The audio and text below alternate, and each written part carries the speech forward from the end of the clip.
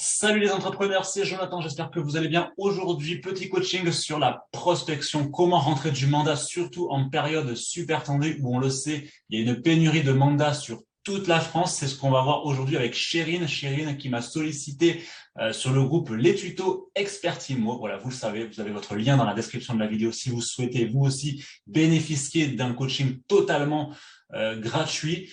Chérie m'a sollicité donc dans le groupe pour en savoir plus sur la prospection, mettre en place des mécanismes, des automatismes qui vont permettre de rentrer du mandat. C'est ce qu'on va voir tout de suite. Eh bien, je vous dis à tout de suite.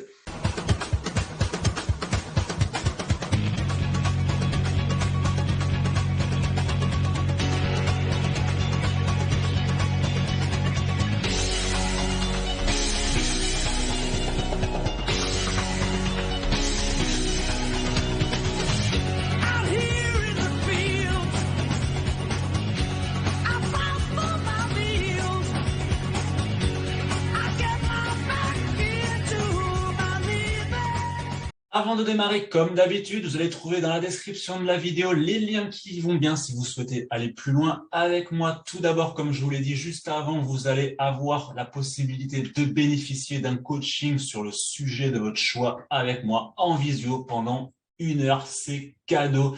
Ensuite, vous allez pouvoir également télécharger des e-books que j'ai fait rien que pour vous. Je vous mets également le lien dans la description. Ça va être des e-books sur la prospection, justement, sur la pige, sur le marketing digital, sur plein de choses. Voilà, quel que soit votre besoin de formation, je pense que vous allez trouver votre bonheur. Et enfin, si vous vous considérez comme un vrai chef d'entreprise et que vous en avez assez de ne pas être apprécié à votre juste valeur et que vous rétrocédiez beaucoup d'argent tous les mois sur vos honoraires, je vous mets le lien également pour télécharger la plaquette de réseau Expertimo. En fait, nos 10 ans cette année, 10 ans de commission versée à 100%. Voilà, vous téléchargez la plaquette et si vous avez besoin de renseignements complémentaires, vous pouvez bien sûr me solliciter. Allez, on attaque tout de suite le coaching sur la prospection avec Chérine. À tout de suite. Bonjour Chérine, comment vas-tu? Super, et toi? Eh bien nickel, je te remercie, ça va parfaitement. Alors, pourrais-tu te présenter s'il te plaît? Alors, je m'appelle Chérine, j'ai 28 ans et Mhm. je suis toute nouvelle dans le conseil immobilier. Ouais. Je suis basée dans le 92 Sud et ses alentours. Mhm. Et aujourd'hui, si j'ai fait appel à toi, c'est parce que j'ai l'impression de stagner un peu et j'aimerais beaucoup avoir des conseils sur tout ce qui est prospection. D'accord, effectivement, tu m'as sollicité sur le groupe Les Tutos Expertimo pour que l'on parle un petit peu de prospection. Exact. Alors, eh bien, bienvenue à toi en tout cas dans ce coaching. Pour toi, la prospection, qu'est-ce que ça t'évoque en fait? Du porte-à-porte. Ouais, d'accord. C'est quoi la prospection? Pourquoi c'est important? Pourquoi il faut en faire? Voilà. Si tu devais définir un petit peu tout ça, comment tu te situes toi, par rapport à la prospection? Alors, je dirais que c'est important parce que déjà, on a un contact direct avec le client, on passe pas par le téléphone, c'est plus simple. Mhm. Et aussi, on peut, bah, on voit par exemple le quartier où on est, c'est plus réel, on va dire. Mhm. Et voilà. D'accord. Alors, effectivement, la prospection en immobilier, elle est omniprésente. Mm. C'est-à-dire que quand on est indépendant, qui plus est, tous les moyens sont bons, entre guillemets, pour faire connaître notre activité, en fait. Mhm. Et la prospection, ça sert, ni plus ni moins, évidemment, qu'à se faire connaître, en fait. Puisque nos prospects, en réalité, ils sont partout. Ils Mm. sont, quand tu vas emmener tes enfants à l'école, ils sont dans ton club de sport, ils sont au café, ils sont où tu veux, ils peuvent, entre guillemets, être partout. Donc, j'aime bien dire que la prospection, en fait, est omniprésente. Elle est partout, mais c'est toi qui choisis en tant qu'indépendante, bien sûr, si tu veux prospecter à l'instant T, bien entendu. Mhm. Mais si tu le souhaites, en tout cas, elle est vraiment partout et elle est évidemment essentielle, surtout si tu débutes, puisque s'il y a un lever de rideau sur ton activité, forcément, tu n'es pas connu. Donc, elle va te servir également à te faire connaître. Voilà.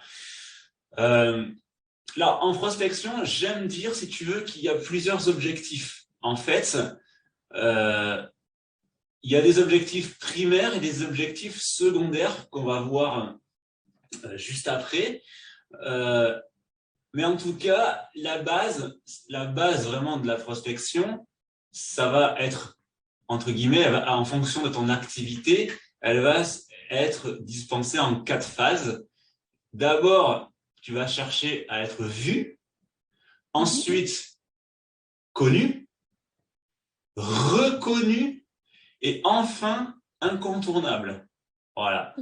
Le secret, il est là. Il faut que grâce à tes actions de prospection, tu deviennes incontournable sur ton secteur, que tes prospects sur ton secteur, quand ils ont un projet, ils pensent Chérine. Tiens, immobilier égale Chérine. Voilà, c'est ça la prospection sur ton secteur. Voilà. C'est pour ça également quand dans les coachings, je dis à mes élèves, enfin, quand je les aide à fixer leur zone de chalandise, c'est-à-dire leur secteur, qu'il va falloir trouver un secteur stratégique pour travailler, ni trop grand, ni trop petit. Parce que si c'est trop grand, tu vas t'éparpiller, ta prospection ne sera pas efficace. En fait, il n'y aura pas assez de récurrence pour que tes prospects s'habituent à toi. Et si, entre guillemets, le secteur est trop petit, tu risques de ne pas avoir assez de mandats concrètement pour travailler. Voilà. Donc déjà, avant même de parler de prospection, j'espère que tu as fixé ta zone de chalandise. Alors, sans rentrer dans les détails parce que ce n'est pas l'objectif du coaching, mais on dit que en moyenne, bien sûr, comme tout, ça reste, faut que ça s'adapte, mais en moyenne, on travaille sur environ 10-12 000 habitants pour 3-4 000 boîtes aux lettres. Voilà. Ça, c'est la moyenne. C'est la moyenne, mais ça reste de la théorie. Ça te donne une base pour travailler, mais en fonction de ton secteur, tu vas devoir adapter forcément parce qu'il y a des secteurs plus ou moins tendus. En réalité, c'est pas pareil. En ville, c'est beaucoup plus tendu. Donc, il faut être encore plus réactif, diminuer le secteur. Voilà, ça demande à s'adapter. Mais en tout cas, il y a quand même des moyennes.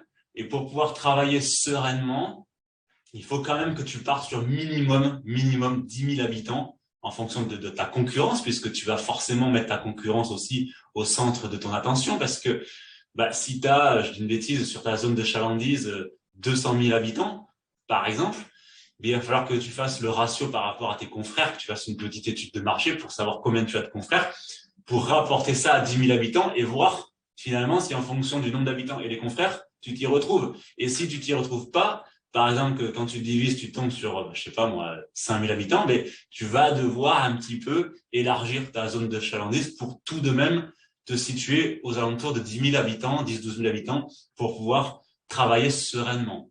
Voilà. Ça, c'est vraiment théorique, mais ça donne de bonnes bases pour commencer à travailler. Et pour justement, après, attaquer ta prospection, justement. Puisque c'est vrai que si on prospecte, mais qu'on ne sait pas quelle zone vraiment prospecter, c'est vrai que ça risque d'être un peu compliqué. Et même si tu fais de bonnes actions de prospection, finalement, c'est peut-être pas, tu vas peut-être pas le faire sur un bon secteur ou de manière trop décousue ou sans stratégie. Tu vois ce que je veux dire? Comment tu t'organises toi au niveau de ta zone de chalandise en ce moment? Alors moi, je suis au milieu de deux grands quartiers, on va dire. Et Ouais, j'ai fait de la prospection qu'une seule fois pour le moment. d'accord.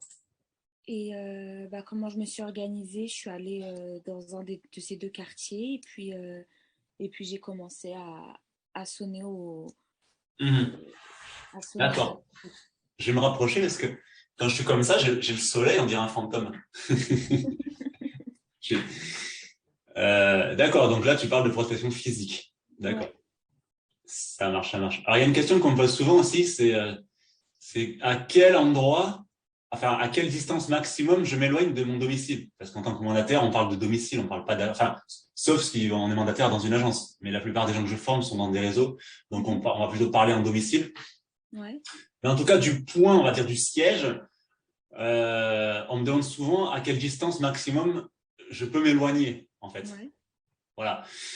Moi, je vais conseiller, alors c'est toujours pareil. Ça va demander à s'adapter en fonction des secteurs. En ruralité, c'est toujours plus vaste qu'en ville.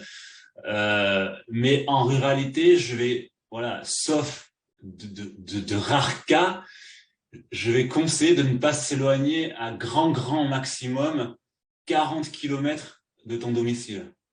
Ok, Voilà. bah, ça reste quand même super vaste, hein. Oui, c'est déjà énorme. Mais alors, en ville, tu n'iras jamais à 40 bornes, tu vois, parce que tu peux avoir en ville une zone de chalandise de 3 kilomètres, même pas 2 kilomètres si tu as ton, on va dire, si tu as ta zone de chalandise avec tes boîtes aux lettres. Mais en ruralité, si tu as des pâtés de maisons, de 10 maisons qui sont réparties, Ouais, forcément, tu es obligé de t'adapter. ouais.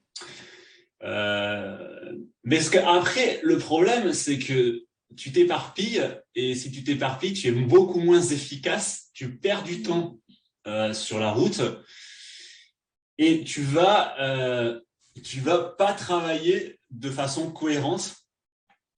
Je vais t'expliquer pourquoi. Je vais te faire un schéma. Tu vas tout de suite comprendre. Alors, je vais te mettre Paint à l'écran. Il y a beaucoup de personnes qui font cette erreur quand ils démarrent. Alors, je vais partager l'écran. Et sur un dessin, ça sera vachement plus simple. Admettons, ton domicile est ici. Ouais. Ah, je voulais le faire en rouge. Ouais, je vais le faire en bleu là-dessus. Allez. Admettons, ton domicile est ici. D'accord? Donc, alors, ce schéma va surtout être cohérent en ruralité. En ville, moins, mais il y en a quand même qui le font en ville. Donc, ça servira au moins à tout le monde. Et admettons, voilà, on détermine voilà, une zone de chalandise moyenne, on va dire, de 10 à 20 bornes. Par exemple, bon, je suis pas très bon en dessin, mais on va dire que ça, le rayon fait environ, allez, 10 à 20 kilomètres, voilà, avec une zone primaire, une zone secondaire, une zone tertiaire, on va dire. Ouais. Voilà. Donc voilà, t'es déjà ici à 20 kilomètres. Donc déjà ici, si tu rentres un mandat ici, par exemple, et que l'après-midi, tu dois aller ici, par exemple, bah, tu es déjà à 40 kilomètres. Ouais, Tu ok, vois ce que je ouais. veux dire? Donc, Mhm. tu as fait d'ici pour aller là 20, plus de là pour aller là 40, et de là pour rentrer chez toi, tu rajoutes 20. Donc, tu es déjà à 80 bornes, tu vois, dans une journée. Ouais. Donc, si tu rajoutes un mandat ici, ou un rendez-vous, ou une signature, enfin, peu importe, c'est pareil, tu vas faire tac, tac, tu vas faire le tour du monde, en fait, et tu vas être vachement moins efficace. C'est pour ça qu'on essaye toujours de travailler sur le secteur le plus réduit D'accord. possible, tout en ayant de quoi travailler. Alors, ça, c'est un schéma simpliste, mais moi, dans les personnes que je forme au début, quand ils me sollicitent sur la zone de chalandise, il n'est pas rare que je vois sur un rayon voilà, cohérent de 10 à 20 km, et tu as vu que c'était déjà pas mal, 10 à 20 Ouais. km, des personnes qui vont être chercher un mandat là, puis ici, là, voilà. Ils vont être un peu partout, tu vois. Mm. Sauf que ce qui se passe en réalité, c'est que le secteur, on l'a défini, le secteur vraiment, la zone de chalandise, elle est là. Mais quand ils vont s'éparpiller ici, puis ici, ils délaissent leur secteur. Ils délaissent leur secteur et ils délaissent leur zone de prospection. Ce qui fait qu'ils sont en train de travailler sur d'autres secteurs pendant qu'il se passe des choses sur leur zone de chalandise, en fait. Et pendant qu'ils sont occupés à vendre des biens qui sont totalement hors zone de chalandise, il y a des concurrents qui vendent leurs propres biens en réalité. Tu vois. Donc, le temps que tu fasses le tour du monde à chercher des mandats vraiment partout, en réalité, tu perds du temps et il faut se concentrer vraiment sur ta zone de chalandise la plus cohérente et la plus réduite possible, tout en respectant les minimums 10-12 000 boîtes aux lettres. C'est très important. Ensuite, autre notion importante, et j'en finis sur la zone de chalandise, c'est que pendant que alors voilà, là, j'ai pris un rayon très simpliste, mais ça se trouve, ce bien-là, il va être sans problème à 50 bornes enfin, 50, 60, comme je peux le voir parfois. Pareil pour celui-là. Et suivant les secteurs, encore une fois, ça demande de s'adapter, bah, ce bien-là, ce n'est pas forcément le même marché immobilier que la zone de chalandise. Il peut y avoir parfois même dans un marché plusieurs marchés en fonction des quartiers. Ça, c'est surtout vrai en ville. Tu peux avoir un immeuble côte à côte. Le marché ne sera pas le même en fonction de l'emplacement, de la vue, des commodités. Et voilà. Donc, ce qui est important en visite, c'est d'avoir des comparables. Ça, tout le monde le sait. Quand on fait une visite, on évite de sortir pour un seul bien, quand c'est possible, bien sûr. On sort pour, normalement, au moins 3 biens. Pourquoi ? Parce que l'acheteur, il veut voir des comparables. L'acheteur, il adore comparer. Donc, il faut lui faire voir des comparables, que ce soit dans ton portefeuille ou des portefeuilles de confrères, parce que moi, j'invite toujours à être ouvert à l'interagence. Il faut avoir des comparables. Donc, si toi, par exemple, tu rentres un bien ici, eh bien, tu en as un, tu n'as pas de comparable, en fait.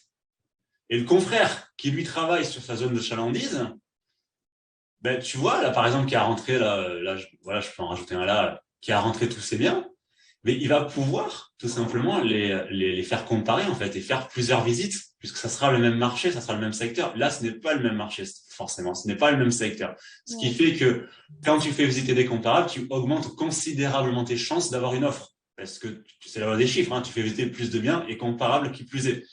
Donc, très important aussi, pourquoi il ne faut pas s'éparpiller au niveau de sa zone de chalandise, c'est pour, en visite, déjà, ne pas s'épuiser, on l'a vu, parce que tu vas faire énormément de bornes pour rien, mais c'est aussi pour montrer des comparables à ton acheteur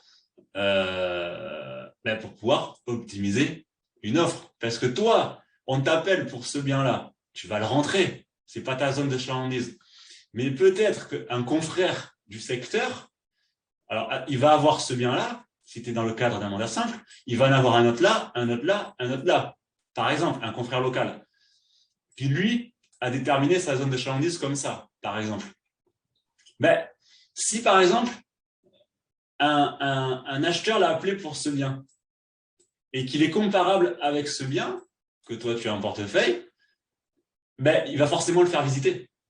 Ce qui fait qu'il a plus de chances que toi de le vendre, puisqu'il a des comparables, tu vois, en règle générale.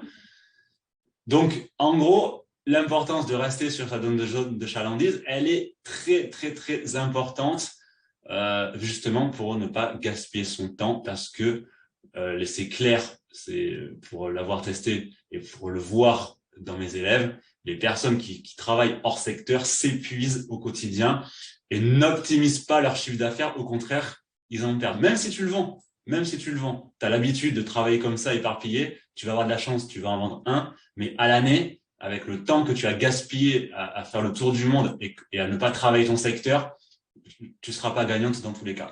Ça, c'est sûr, j'en suis sûr. Maintenant, tu peux me dire, ouais, mais qu'est-ce que je fais si j'ai pas de bien sur mon secteur et qu'il y en a ailleurs? Ouais. Tu pourrais me dire ça. Moi, je travaille à fond mon secteur, il n'y a rien qui rentre. Par contre, j'ai des opportunités ailleurs. Là, c'est un choix.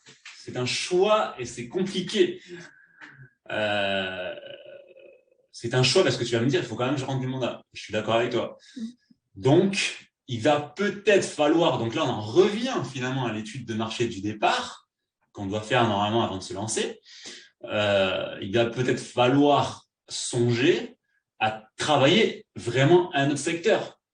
C'est-à-dire que je repars à zéro.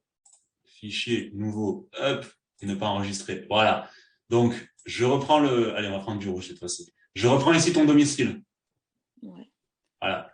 Bon, on le sait, tu as fait ta zone de chalandise, bam, il n'y a rien, mais il n'y a vraiment rien. Voilà.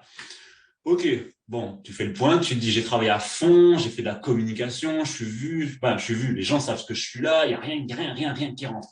Ça fait plusieurs mois. Bon, il va peut-être falloir faire une étude de marché ailleurs.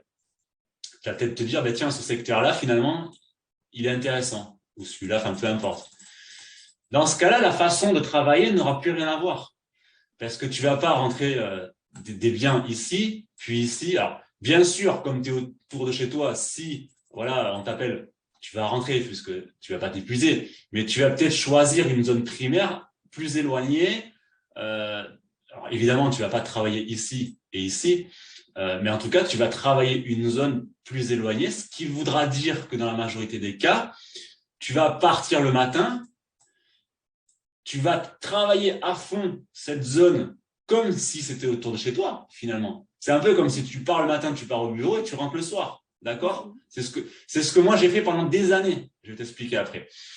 Mais en tout cas, tu vas pas faire des allers-retours toute la journée. C'est ce que je veux dire. C'est-à-dire que tu vas partir le matin, peut-être, je dis une bêtise, hein, à 8 heures, et tu vas rentrer le soir, peut-être à 19 heures. Hein. Après, voilà, je m'adapte, ou à 20 heures en fonction des visites. Après, voilà. Mais en tout cas, tu vas pas faire des allers-retours.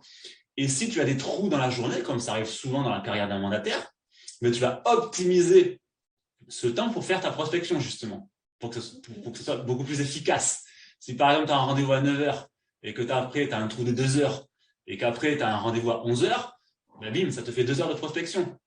Et si tu n'as pas envie de prospecter et que tu veux faire de l'administratif, tu vas peut-être te trouver soit, alors le plus simple et le moins cher, un café calme pour pouvoir travailler en Wi-Fi, par exemple, ou tu vas trouver un espace de coworking. J'en connais qui le font. Ça peut, tu vois. Voilà.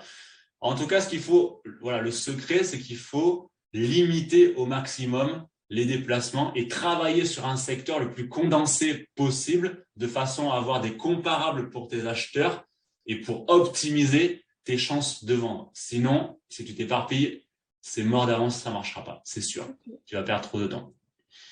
Bon, on a un peu dépassé le cadre de la prospection, mais je trouve quand même que c'est super intéressant cette notion parce que c'est bon à savoir. Eh ben ouais, parce que tu auras bien correctement prospecté. Si tu prospectes pas, entre guillemets, là où il faut, ça ne marchera pas non plus. Donc, voilà pour pour la petite parenthèse sur la zone de chalandise. Alors, donc on l'a vu, prospection, vue, connue, reconnue, incontournable. Ça, c'est la base.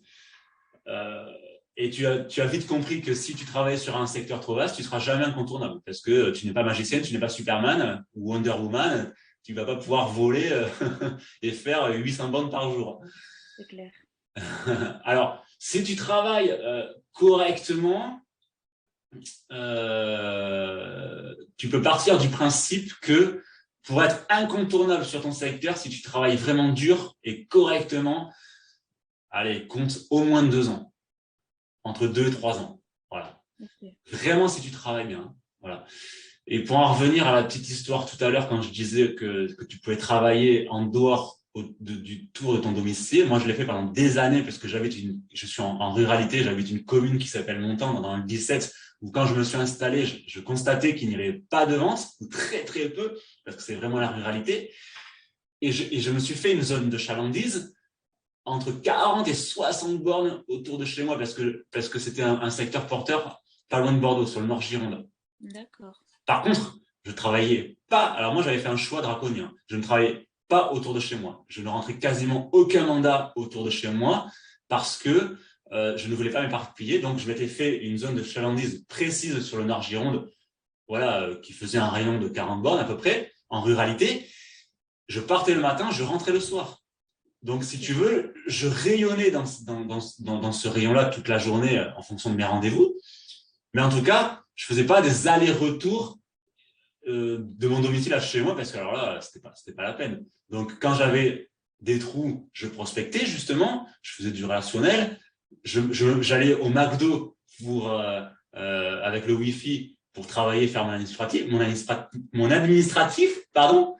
Mais en tout cas, je limitais au maximum les déplacements pour être efficace et optimiser mon temps. Ça, c'est super important. D'accord ? Alors, les objectifs de la prospection, maintenant. Pourquoi on prospecte, à ton avis ? Quels sont les objectifs de la prospection ? C'est se faire connaître pour que si on a quelque chose à vendre, après, pense à toi parce que tu es venu toquer à sa porte. Mm-hmm. Très bien. Alors, j'ai l'impression que pour toi, prospection, c'est vraiment physique, en fait. Que c'est vraiment parce que ça fait plusieurs fois que tu me dis vraiment que c'est pour toquer à la porte ou que c'est pour, tu sais, quoi que c'est la prospection physique, en réalité. Ouais, et là, on parle vraiment, quand je dis prospection, c'est vraiment l'ensemble des techniques. Après, on va rentrer dans les détails. Hein. Terrain et digital pour se faire connaître. D'accord ? C'est vraiment l'ensemble. C'est la globalité de tout ce que tu peux trouver pour te faire connaître, en réalité. Y compris, à juste titre, la prospection physique en fait partie, bien entendu. Donc, on va identifier principalement deux objectifs. Il y a les objectifs primaires et les objectifs secondaires, en fait.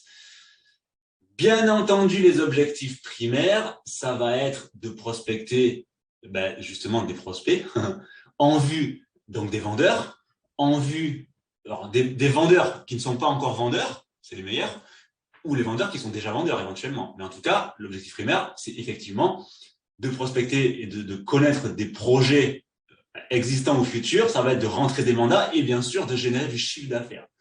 Ça, c'est la base. Ça, ce sont les objectifs primaires. Mais ça ne sert pas qu'à ça aussi, la prospection. Ça sert aussi à des objectifs secondaires qui vont, eux, nourrir des objectifs primaires, en fait. D'accord? Donc, bien sûr, les deux objectifs sont évidemment étroitement liés.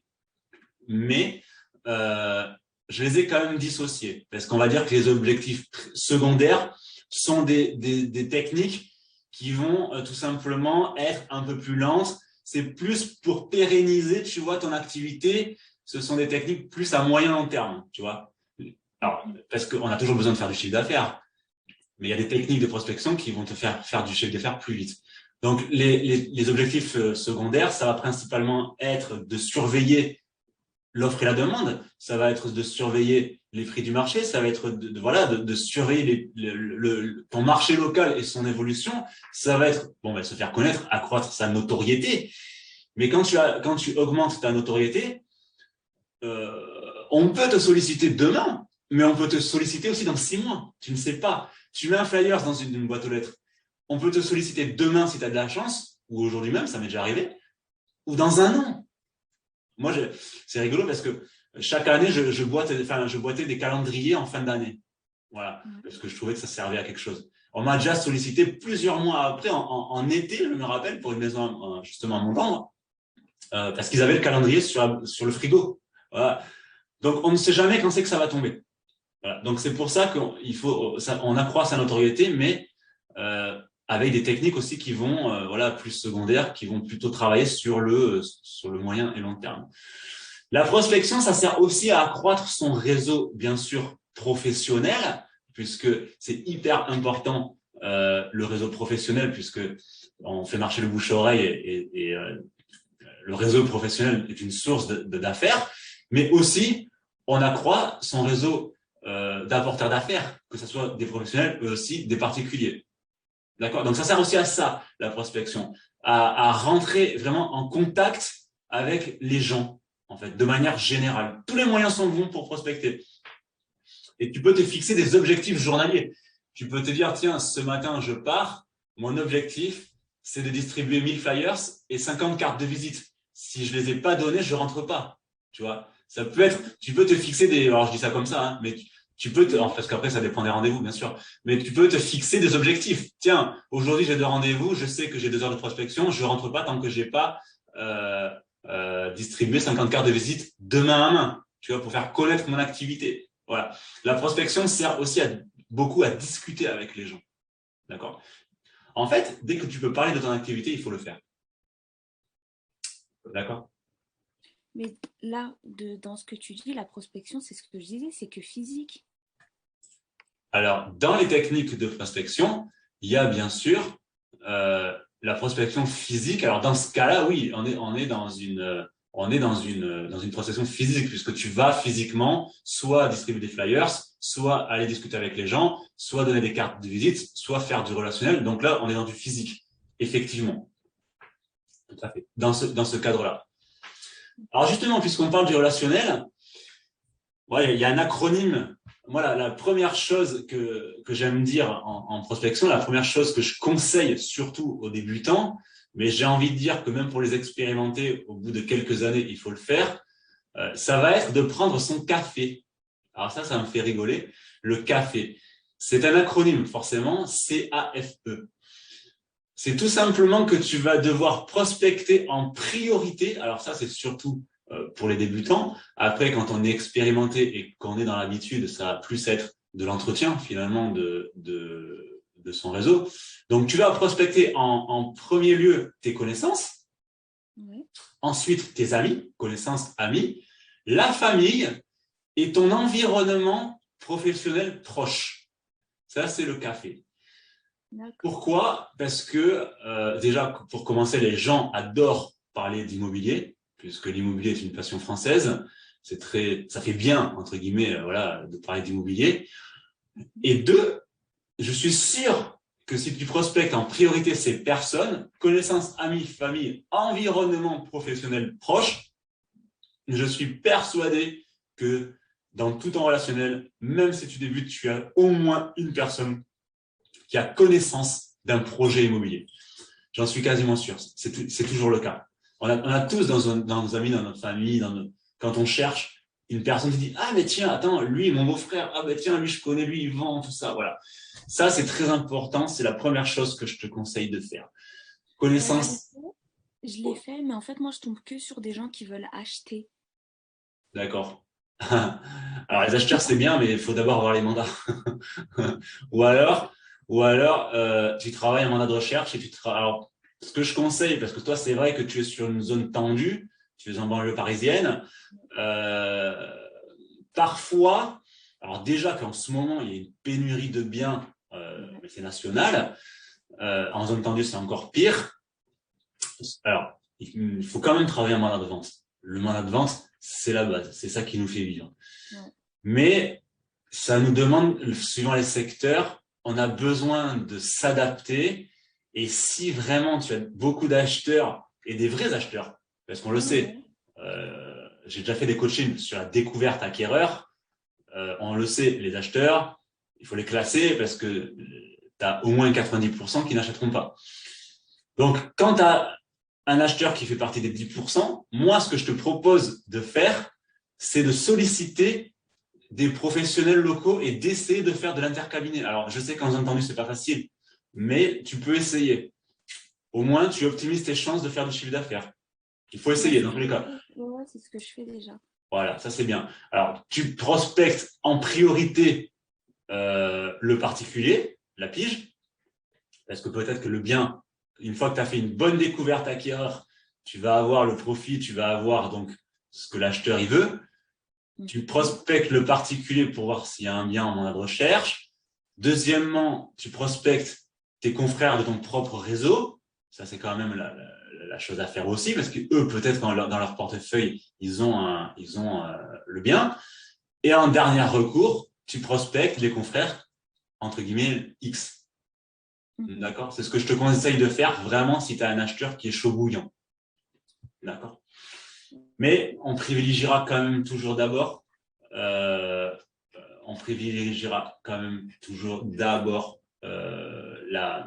mandat de vente. Parce que c'est ça qui fait vivre. Mais on s'adapte en fonction des secteurs, bien entendu. De toute façon, notre métier, c'est que ça, hein, c'est l'adaptation. Hein. On s'adapte à tout.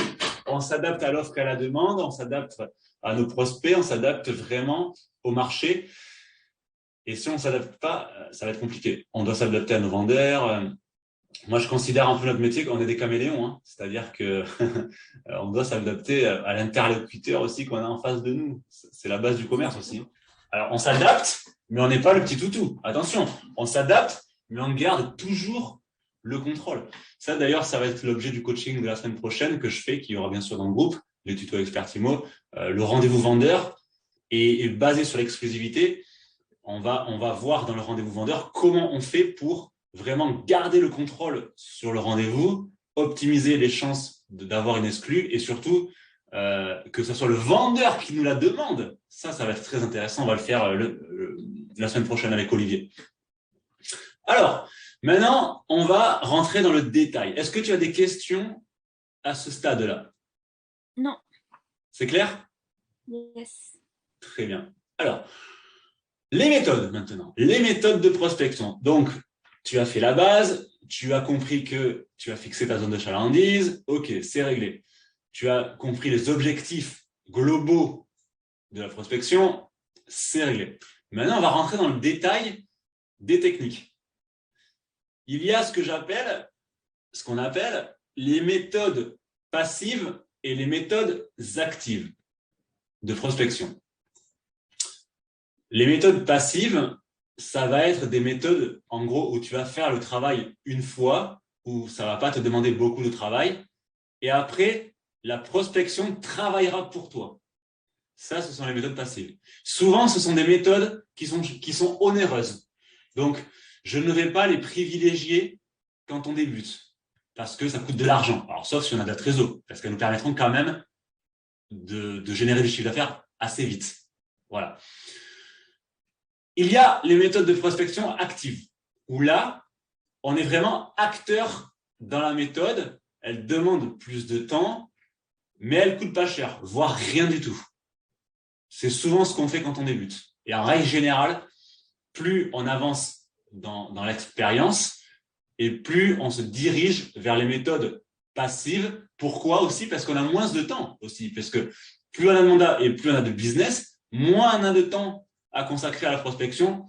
Mais malgré ça, il faut quand même y consacrer du temps pour pérenniser et pour toujours essayer d'avoir un coup d'avance sur les confrères.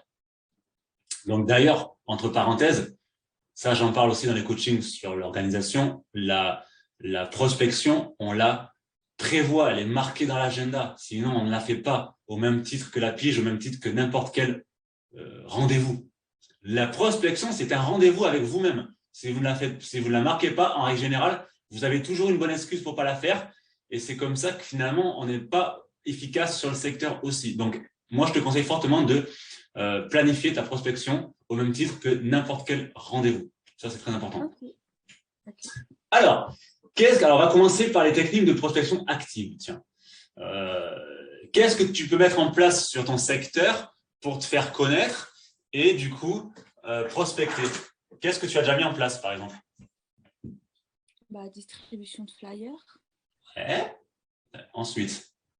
Pour l'instant, j'y suis allée qu'une fois et c'est ça que j'ai fait. J'ai distribué des flyers, j'ai donné un peu de cartes. Tu as donné quoi, pardon? Un peu de cartes? Ouais. D'accord. Ensuite? Se présenter aux commerçants, j'imagine. Ouais. Donc, tu es vraiment dans la prospection active et tu es dans la prospection physique. Donc, effectivement, la prospection physique est une technique de prospection active, bien entendu, parce que je ne vois pas comment on pourrait être même moins actif, parce que c'est vraiment plus actif, parce que c'est vraiment, là, tu es vraiment dans la technique active, c'est celle qui prend le plus de temps. OK. Donc, la prospection physique, bien sûr. Ensuite, qu'est-ce que tu peux faire en plus pour te faire connaître? Est-ce que tu as des idées? Pour les réseaux sociaux. Ouais, d'accord. Oui, alors là, tu es dans le digital. Réseaux sociaux, c'est de la prospection active, effectivement, parce que ça demande de rédiger, ça demande d'être actif, effectivement. Alors, tu peux faire aussi de la publicité payante sur Facebook, par exemple, où là, c'est du réseau social, mais tu tombes dans la prospection passive parce que tu as payé Facebook pour qu'il diffuse tes annonces ou tes publications en dehors de ton réseau. Donc là, tu es dans la publicité, tu es dans la prospection passive. Tu as fait une annonce, tu as payé Facebook pour qui tu as déterminé un budget, tu as payé Facebook, c'est Facebook qui travaille pour toi, en gros. Voilà. Donc, réseaux sociaux, quand tu gardes les solutions gratuites, tu es dans la prospection active. Quand tu payes, tu es dans la prospection passive. Voilà, si les gens partagent, si tu fais du contenu qualitatif et que les gens partagent tes publications, ça peut être considéré aussi comme de la prospection passive, puisque ce sont les gens qui partagent tes publications, c'est plus toi qui le fais. Voilà. Donc, les réseaux sociaux, c'est un peu un mélange des deux, en fait. Ok. Ensuite, tu as des idées?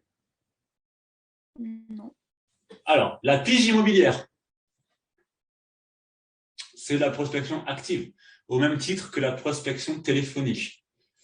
Le démarchage téléphonique, alors, faire marcher son relationnel, tu es aussi dans l'action, mais après, ça peut devenir de la prospection passive, puisque c'est le relationnel qui t'apporte les affaires. Mais ça demande quand même, le relationnel, ça demande quand même de bien entretenir. Hein. Ça demande quand même d'être actif. Parler de ton métier aux personnes que tu croises, ça s'apparente à de la prospection active, bien entendu, et c'est de la prospection physique. Et il y a une prospection active qui est très intéressante, que j'ai fait à de nombreuses reprises et qui est très efficace, c'est la création d'événements. Okay. Tu peux créer des événements sur ton secteur. Moi, à l'époque, j'organisais, alors je suis même allé plus loin, mais j'organisais des after-work avec comment dire, des professionnels locaux pour faire marcher le bouche à oreille. J'organisais des after-work avec on était 30 généralement, plein de professionnels locaux et on parlait business. On se réunissait et on buvait un coup et on discutait en fait. Et on faisait du relationnel et on s'échangeait des cartes de visite. Donc ça, c'est super intéressant.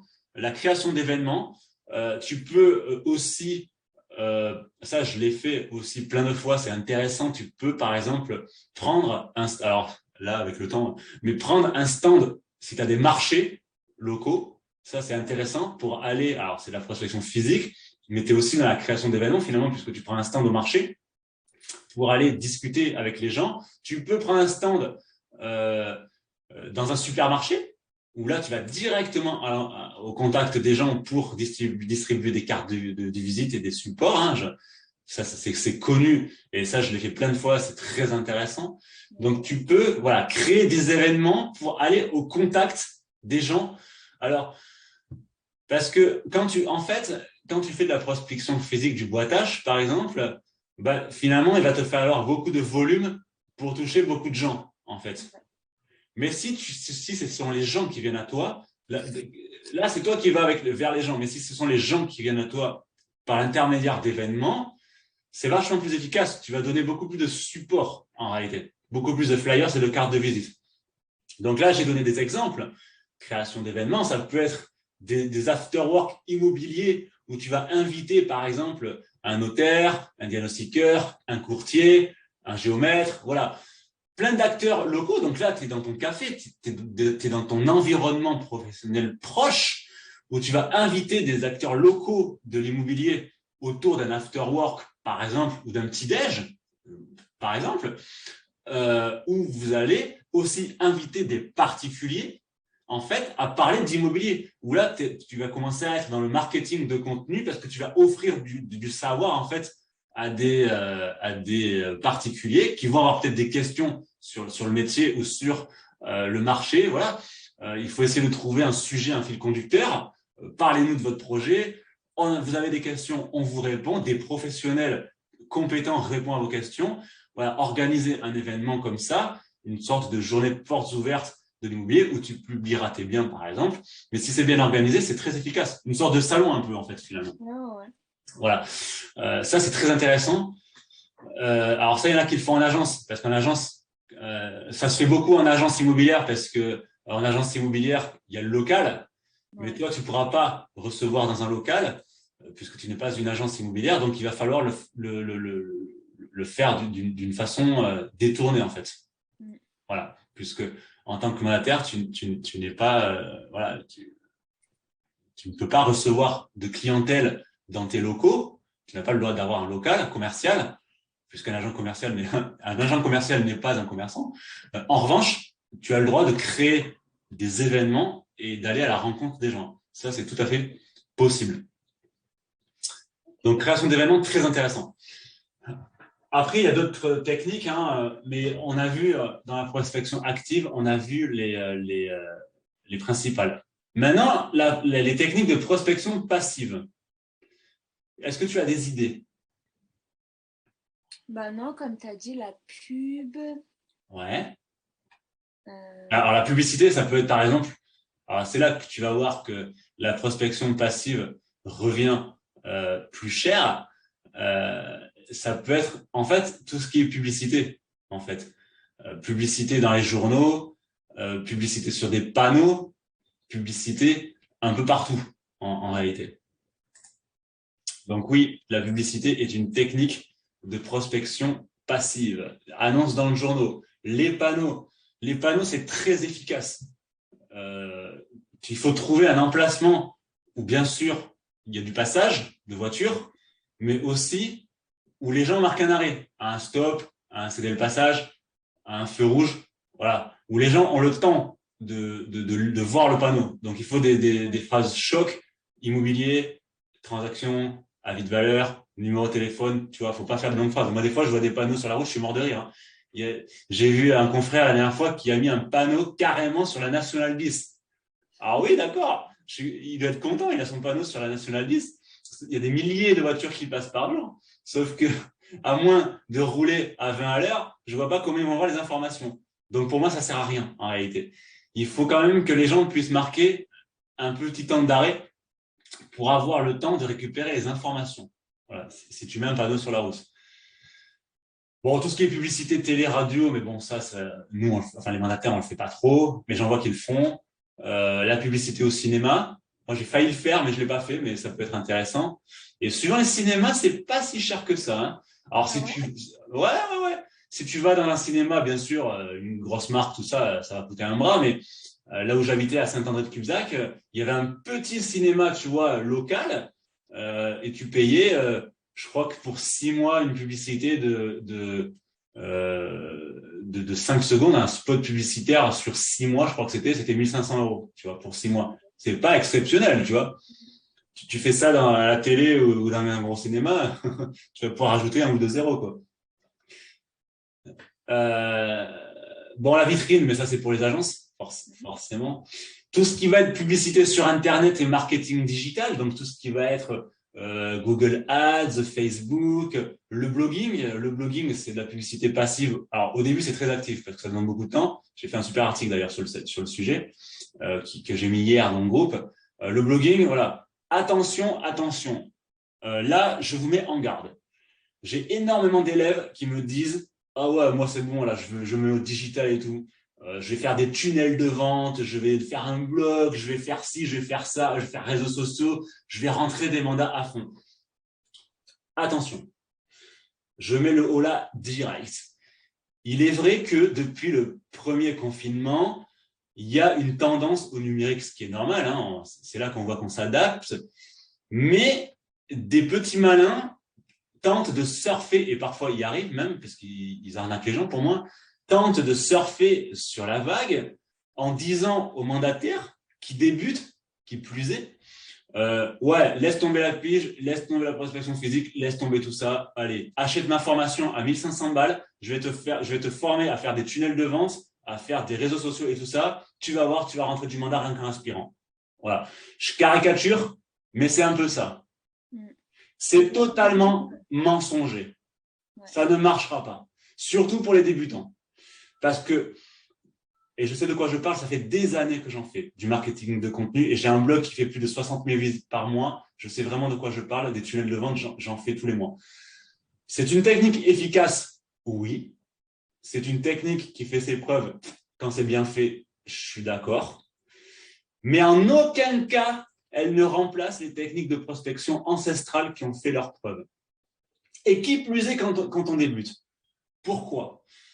Parce que déjà, c'est souvent des techniques qui sont basées sur du marketing de contenu. Là aussi, j'ai fait un article sur ça sur le blog. C'est-à-dire que, en gros, en une phrase, le marketing de contenu consiste à offrir du savoir en échange de contacts. C'est un peu ce que je fais d'ailleurs, finalement, avec mes coachings gratuits. Sauf que pour pouvoir faire du marketing de contenu, il faut quand même avoir une expertise à offrir. Et quand on débute, l'expertise, elle est où? Il n'y en a pas. C'est normal, on débute. Je ne critique pas. Donc, ça ne marche pas. Ça ne marche pas. Et ce sont des techniques sur du moyen long terme. Alors, c'est vrai qu'avec Facebook, on peut, voilà, moi aussi, j'ai fait beaucoup de coaching sur Facebook.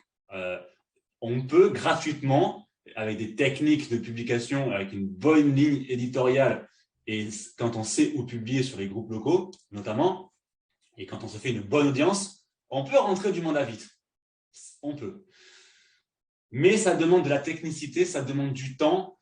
Et quand on débute, le marketing digital ne doit pas dépasser 20% de l'activité. Sinon, ça ne marchera pas. Ce n'est pas possible. Et pourquoi aussi? C'est qu'on a un métier qui est basé sur l'humain. On a des métiers de relationnel et d'humain avant tout. On fait aboutir des projets immobiliers, mais avant, on gère des projets et les gens veulent avoir affaire à un humain, en fait. Et quand on automatise tout et que finalement, on croit qu'en faisant du digital, on remplace les techniques ancestrales, on se trompe parce que il est vrai que le marketing de contenu véhicule une image professionnelle et d'expert, c'est un fait. Et les gens nous sollicitent pour ça, pour la confiance qu'on dégage. Mais quand on débute, on ne dégagera pas de confiance parce qu'on débute et les gens le sentiront. Donc, il faut d'abord bien se former, en passer par les techniques ancestrales. Si tu veux faire du marketing digital, je te conseille de le faire, mais ça ne doit pas dépasser grand max 20% de ta prospection au début. Et quand tu commenceras à vraiment te faire connaître sur le secteur et en revenir à la base, vu, connu, reconnu, incontournable, tu pourras augmenter le ratio quand tu auras de la trésorerie, etc. Parce que encore une fois, ce sont des techniques à moyen, long terme. Donc, je conseille de le faire au début, oui, mais ça ne doit pas dépasser 20%. D'accord? Alors, je ne citerai pas les noms, mais quand je vois, parce que je les vois, bien sûr, les publicités sponsorisées sur Facebook, arrête la pige, tu vas rentrer 100 mandats ou 1000 mandats, 1 milliard de mandats par mois avec ma technique, laisse tomber. Tu vas gaspiller ton argent. Et en fait, moi, en coaching, j'apprends la même chose enfin, si tu es dans le réseau gratuitement et pour 50 € de l'heure. Donc, le prix n'aura absolument rien à voir. Et les résultats, je les ai. Je fais 60 000 visites sur mon blog, des tunnels, j'en fais plein. Ça ne justifie pas du tout ce prix-là au niveau de la formation. Donc, c'est un attrape-nigo. On est plusieurs formateurs à le dire. Attention aux vendeurs de rêves. C'est ce que j'appelle les vendeurs de rêves, en fait. Voilà. Donc, oui. Par contre, pour en revenir au marketing digital, et ça conclura notre coaching, ce que je t'encourage fortement à faire, dans le cadre de tes 20% de digital, c'est d'associer, et ça c'est très fort, c'est d'associer les techniques ancestrales, prospection physique, prospection passive et active qu'on a vu, j'y reviens pas, au digital. Et ça c'est très fort. Je vais t'expliquer pourquoi. Pour finir sur les techniques de prospection passive, tu peux aussi être très créative. Alors, au début, ce n'était pas connu, mais maintenant, c'est connu, beaucoup de gens le font. Mais par exemple, tu peux faire de la publicité sur des sacs à pain. Par exemple, moi, quand je boitais à l'époque, au lieu de boiter juste un flyer sur un calendrier, alors ça demande un peu plus d'argent, mais c'est quand même intéressant, je mettais un stylo aussi dans la prospection active, dans la prospection physique. Tu vois, pour optimiser les chances de contact. Donc, il ne faut pas hésiter à être le plus créatif possible. D'accord? Partout où tu peux te faire connaître, partout où on peut te voir, il faut essayer de voir si tu n'as pas une opportunité de mettre un panneau, de mettre un support, de mettre une publicité. Les sacs à pain, c'est intéressant, c'est connu, mais c'est intéressant. Les gens, ils prennent leur baguette et puis il y a ta pub sur le sac à pain. Moi, je trouve que c'est pertinent comme technique. Alors, maintenant, comment associer le digital au physique? Tu as plusieurs méthodes. D'abord, sur un flyers, il n'y a rien qui t'empêche de mettre un formulaire qu'on te renvoie en échange d'une newsletter. Par exemple, tu peux mettre sur le flyers, renvoyer ce coupon ou encore mieux, prenez-le en photo et envoyez-me-le par SMS et je vous abonne à la newsletter. Par exemple, je vous envoie votre newsletter tous les mois du marché immobilier local. Voilà. Tu mets une croix sur parce que tu sais, il faut la case comme quoi il accepte que son mail soit utilisé voilà, à des fins, ça c'est la loi liberté informatique, tout ça, RGPD, pour que la personne il faut son consentement. Voilà. Mais en tout cas, c'est intéressant. Tu abonnes tes prospects à une newsletter qui reçoit tous les mois, par exemple. Mais ça implique aussi que je prenne le temps tous les mois de faire une newsletter. Exactement. Là, c'est un exemple, hein, mais là, tu es vraiment pile poil dans du marketing de contenu. C'est-à-dire que tu vas habituer les gens à ta présence par du contenu que tu leur offres.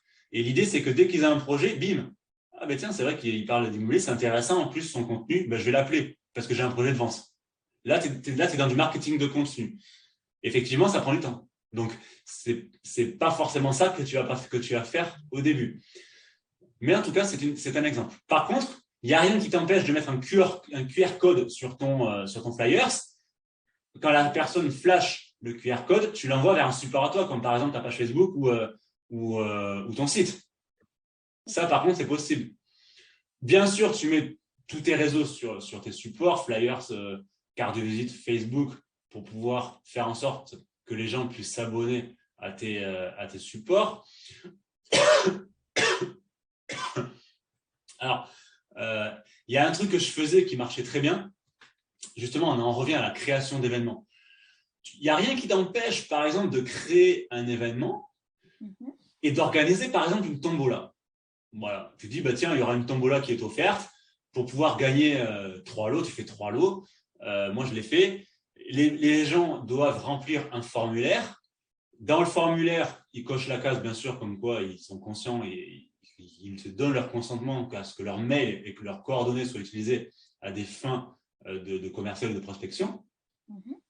Donc, tu as leur consentement. Tu rajoutes tous ces prospects dans une liste que tu vas exploiter plus tard pour leur envoyer du contenu de qualité pour tout simplement faire en sorte qu'ils s'habituent à toi. Tu vois, c'est un exemple. Là où tu associes le marketing digital au terrain. L'idée, c'est après, on tombe en fait dans de l'email marketing. Après. Ok. Quand tu vas faire un événement, qu'est-ce que tu vas faire? Tu vas forcément le communiquer sur les réseaux sociaux. Tu vas le communiquer dans les groupes locaux et tu vas forcément, enfin non, justement, tu ne vas pas forcément, mais tu peux le faire. Tu peux faire une campagne publicitaire Facebook payante pour diffuser ton événement au-delà de ton réseau que tu as dans tes contacts Facebook. Tu vois, donc là, tu associes aussi les réseaux sociaux à ton événement. Tu vois, tu peux faire une retranscription en direct de l'événement sur Facebook, sur ta page. C'est possible aussi. Tu vois, il y a plein de façons d'associer. Alors là, je te dis ce qui me vient comme ça dans l'esprit, mais je suis sûr que les gens qui regarderont la vidéo et toi-même, tu as d'autres idées. Mais en tout cas, tu as plein d'idées vraiment pour associer le digital au terrain. Voilà. Ça sera beaucoup plus efficace que de faire comme les menteurs à dire laisse tomber la pige, laisse tomber le terrain et fais que ça. Parce que là, c'est clair, tu te plantes. Par contre, tu associes les deux, tu maries les deux, ce qui fait que tu es visible à la fois dans le digital et à la fois sur le terrain. Crois-moi que tu vas beaucoup plus optimiser tes chances. Ok.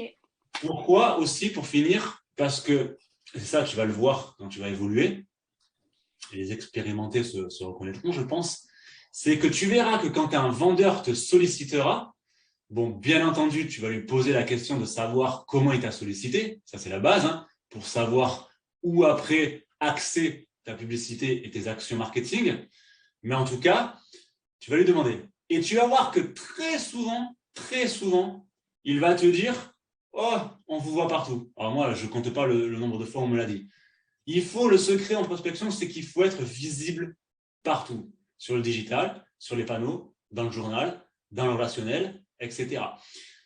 Parce que très souvent, en fait, ce qui va te permettre aux prospects, ce qui va permettre aux prospects vendeurs de déclencher l'appel, c'est souvent minimum 2 actions de prospection. Très souvent. Une action de prospection, généralement, ce n'est pas assez pour déclencher l'appel, pour déclencher le contact. Par contre, quand la personne s'habitue à toi et te voit sur plusieurs canaux de diffusion, entre guillemets, et bien, elle va se dire, oh tiens, lui, je le vois partout, entre guillemets, cette personne a l'air actif. Ça me donne envie de l'appeler. Par exemple, la personne va te dire, ah ben, j'ai vu une annonce sur Facebook et je vous ai vu sur un panneau. Ou j'ai eu mon flyer dans la boîte aux lettres et j'ai vu un autre flyer à la boulangerie. Ou, ben, tiens, vous avez organisé un événement et en plus, je vous ai vu sur Facebook. Tu vois, très souvent, c'est minimum 2 actions de prospection qui vont déclencher l'appel. Et après, tu verras, et là, ça fait encore plus plaisir, qu'ils vont te dire, oh ben j'ai vu un flyer, et puis vous avez vendu une maison, et là après tu rentres dans le bouche-oreille, tu rentres dans le relationnel. Tu vois, ah c'est lui qui m'a parlé de vous, et en plus j'ai vu une action sur Facebook. Tu vois, parce que même avec le relationnel, même avec la prescription, j'ai déjà vu des cas où la personne n'appelait pas. Rien qu'avec la prescription. Alors très souvent ils appellent, mais ça peut arriver qu'ils n'appellent pas. Par contre, ce qui arrive, et là ça fait encore plus plaisir, ça m'est arrivé plusieurs fois, dont une dont je me souviens très bien, c'est la personne va te prescrire, mais ce n'est pas toi qui as vendu le bien. Ça peut arriver aussi. Et ça fait plaisir. Parce que dans le cadre d'un mandat simple, par exemple, la personne t'a pas vendu. C'est un concurrent qui a vendu. Ça peut arriver. Tu vois. Mais par la qualité de tes services, la personne est quand même contente de tes services et t'a quand même à toi prescrit. Tu vois. Donc là, après, j'en parle dans plusieurs coachings sur la qualité de la prestation et le suivi.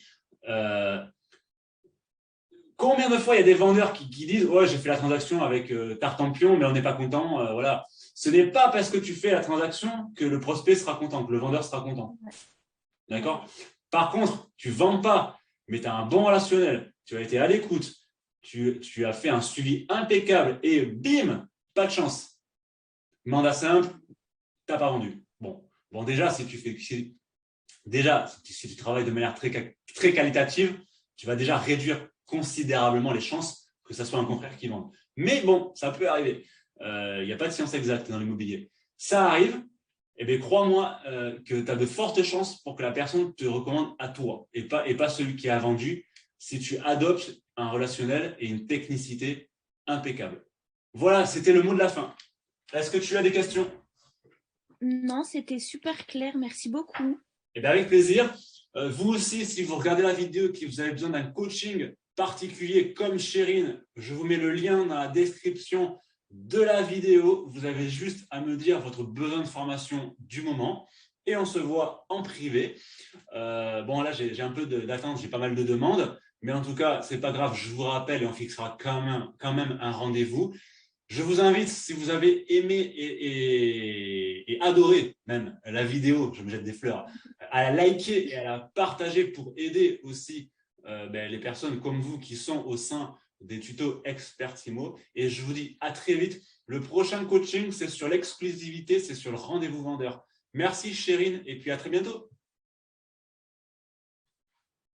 T'es parti, Ciao. Chérine? Non, pas encore. Merci Chérine. Ciao.